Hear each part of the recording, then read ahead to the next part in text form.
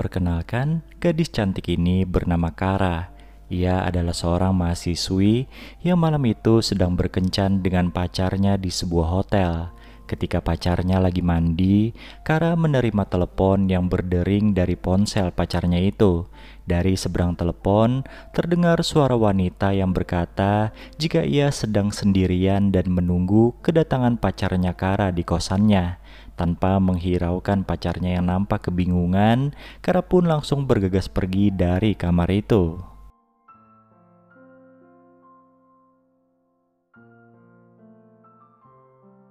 Sementara itu di tempat lain, teman satu kosnya Kara yang bernama Ella juga mengalami malam yang buruk setelah dipecat dari pekerjaannya secara mendadak. Ia pun segera move on dan mencoba mencari pekerjaan lewat kenalannya di media sosial. Tak seberapa lama, masuklah Kara ke dalam kamarnya Ella dengan wajah yang sedih. Sambil menangis, gadis itu berkata kalau ia sudah diselingkuhi oleh sang pacar dan sekarang mereka putus. Ella pun memeluk Kara sambil menyabarkannya.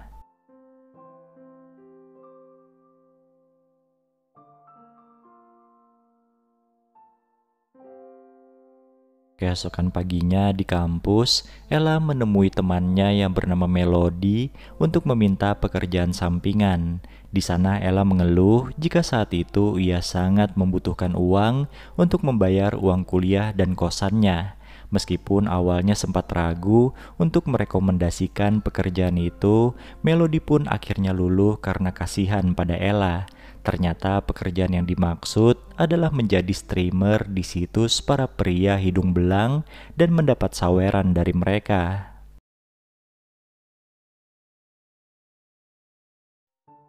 Sementara itu di area mading kampus, Kara mengetahui jika namanya tidak masuk dalam penerima beasiswa semester depan. Suasana hatinya pun makin bertambah runyam setelah melihat usaha mantan pacarnya yang bernama Migo untuk balikan dengannya. Setelah menolak pria itu mentah-mentah, Kara pun menemui staf akademik untuk mempertanyakan beasiswanya. Di sana staf tersebut menjelaskan jika nilai Kara masih di bawah batas penerima beasiswa di kampus itu.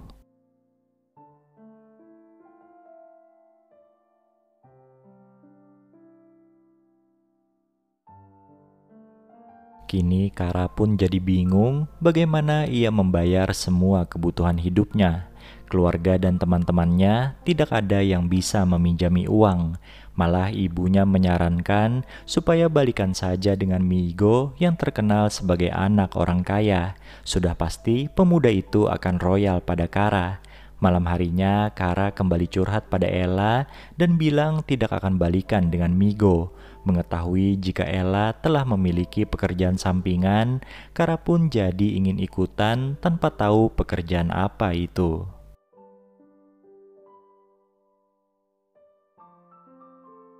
Keesokan paginya saat sedang sarapan, Ella menjelaskan pekerjaan sampingannya pada Kara. Dari dompetnya, Ella mengeluarkan beberapa lembar uang yang kemudian diserahkannya pada Kara. Ia bilang itu adalah uang tip dari para penonton live streamingnya. Jadi kemarin malam, tanpa sengaja Kara masuk ke dalam live streamingnya Ella dan para penonton suka padanya hingga memberikan banyak saweran.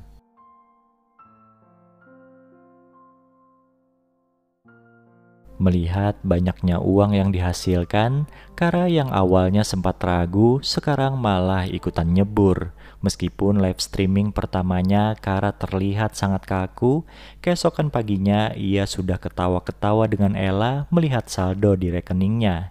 Migo yang melihat peristiwa itu lantas mengajak Kara untuk ngobrol. Di sebuah ruangan kosong milik jurusan teknik mesin, Migo berkata jika Ella adalah pengaruh buruk untuk Kara.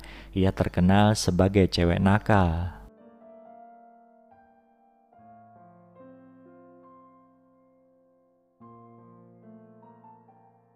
Di sisi lain, Kara tetap bersikeras berteman dengan Ella. Ia merasa Ella tidak seperti itu.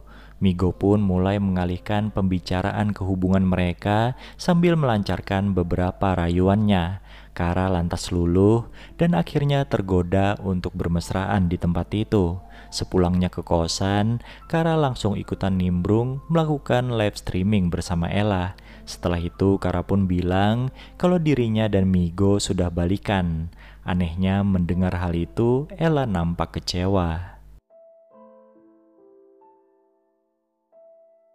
Suatu malam, Migo mengadakan pesta di rumahnya yang dihadiri oleh beberapa temannya, termasuk Kara, Ella, dan pemuda bernama Paul. Di atas sofa, Migo, Kara, Ella, dan juga Paul ngobrol sambil minum-minum. Merasa tidak nyaman melihat kemesraan Migo dan Kara, Ella lantas mengajak Paul mojok berduaan di kamar mandi.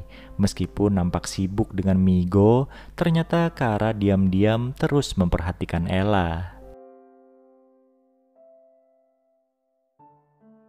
Beberapa saat kemudian, Kara mabuk hingga harus dipapah ke tempat tidurnya Migo. Dengan kondisi setengah sadar, Kara membocorkan pekerjaan sampingannya pada Migo.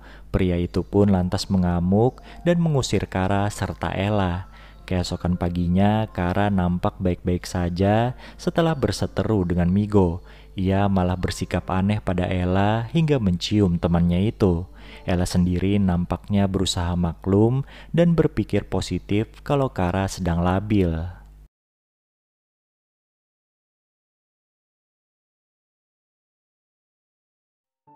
Peristiwa tadi membuat hubungan Kara dan Ella jadi canggung dan akhirnya saling menjaga jarak. Di kampus mereka hanya tatap-tatapan saja tanpa bertegur sapa. Suatu ketika Kara mengetahui jika Ella diteror oleh Migo. Ia pun langsung menegurnya dan menyatakan tidak akan pernah kembali lagi pada pria itu.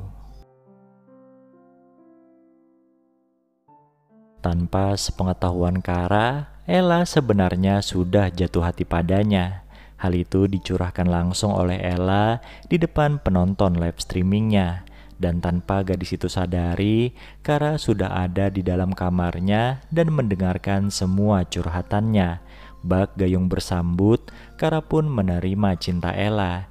Ia pun menenangkannya kalau mereka berdua bisa mengatasi semua ini. Akhirnya film ini pun ditutup dengan scene di mana Kara dan Ella bermesraan di depan penonton live streaming mereka.